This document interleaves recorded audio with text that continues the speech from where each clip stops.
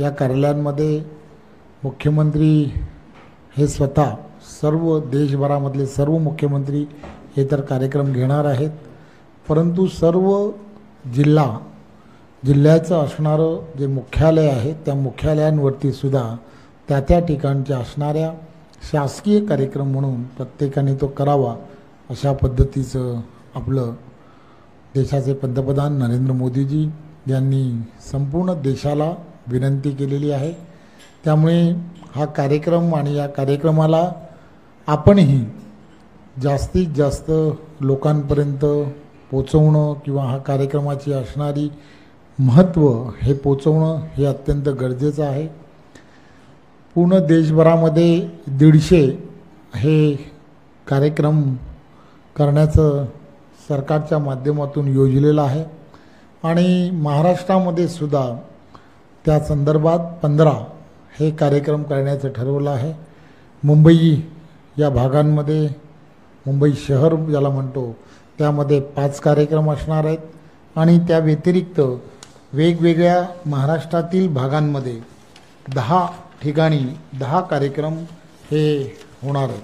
त्यामुळे हे 10 कार्यक्रम कोणत्या कोणत्या ठिकाणी होणार आहेत त्याची माहिती आपल्या सर्वांसमोर द्यावी यासाठी ही पत्रकार परिषद आयोजित करण्यात आली आहे।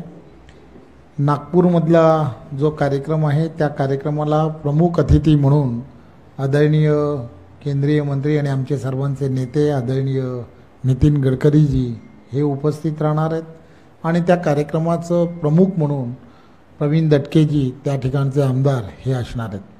त्या व्यतिरिक्त अकोल्यामध्ये जो कार्यक्रम होणार आहे त्या कार्यक्रमाचे प्रमुख अतिथी आदरणीय महसूल मंत्री चंद्रशेखर बावनकुळेजी हे असणार आहेत आणि त्या ठिकाणी विजय अग्रवाल पूर्व महापौर यांच्याकडे तिथली असणारी जबाबदारी असणार आहे। ठाण्यामधला जो कार्यक्रम आहे तो ठाण्यामधल्या कार्यक्रमाला मी स्वतः त्या ठिकाणी उपस्थित राहणार आहे आणि निरंजन डावखरेजी हे या कार्यक्रमाचे प्रमुख असणार आहेत। त्या व्यतिरिक्त रायगडमध्ये जो कार्यक्रम होणार आहे त्या रायगडमधला जो कार्यक्रम आहे तो आदरणीय त्या कार्यक्रमाला वनमंत्री आदरणीय गणेश नाईकजी हे प्रमुख अतिथी असणार आहेत आणि प्रशांत ठाकूरजी हे त्या कार्यक्रमाचे प्रमुख असणार आहेत।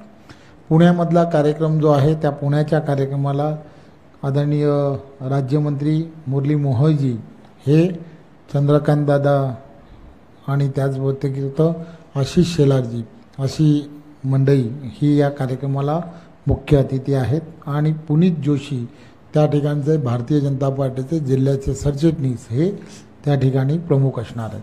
अहिल्यानगरमधल्या कार्यक्रमाला आदरणीय राधाकृष्ण विखे पाटील हे त्या ठिकाणी प्रमुख अतिथी असतील आणि डॉक्टर सुजय विखे पाटील हे त्या ठिकाणी कार्यक्रमाचे प्रमुख असणार आहेत। कराड आणि सातारा याचा एकत्र कार्यक्रम असेल आणि या कार्यक्रमाला त्या ठिकाणी शिवेंद्रराजे भोसले मंत्री हे त्या ठिकाणी प्रमुख अतिथी असतील आणि अतुल भोसलेजी त्या ठिकाणचे आमदार हे त्या ठिकाणाचे प्रमुख असतील।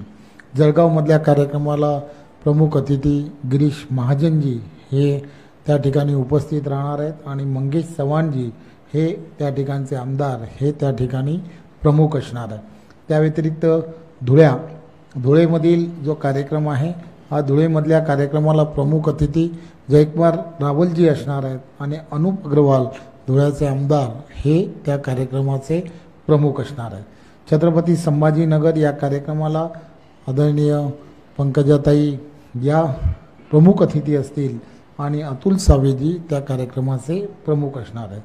कुलाबा मुंबई येथील जो कार्यक्रम आहे त्या कार्यक्रमाला प्रमुख अतिथी मंगलप्रभात लोढाजी असणार आहेत आणि त्या ठिकाणी शरद चिंचणकर हे त्या ठिकाणचे कार्यक्रमाचे प्रमुख असतील। मानखुरमधला जो कार्यक्रम आहे त्या कार्यक्रमाचे प्रमुख अतिथी जे आहेत ते मिहीर कोटेजाजी असतील आणि चंद्रकांत मावळकर हे त्या कार्यक्रमाचे प्रमुख असणार आहे। अंधेरीमध्ये असणारा जो कार्यक्रम आहे त्या कार्यक्रमाला आदरणीय मुंबईचे अध्यक्ष व आमदार आदरणीय अमित साटमजी हे त्या कार्यक्रमाचे मुख्य अतिथी असतील आणि विठ्ठल बंदिरे हे त्या कार्यक्रमाचे प्रमुख असणार आहेत। मालाड पूर्व येथील कार्यक्रमाचे मुख्य अतिथी जे आहेत ते योगेश सागर असणार आहेत आणि विनोद शेलारजी हे त्या कार्यक्रमाचे प्रमुख असतील.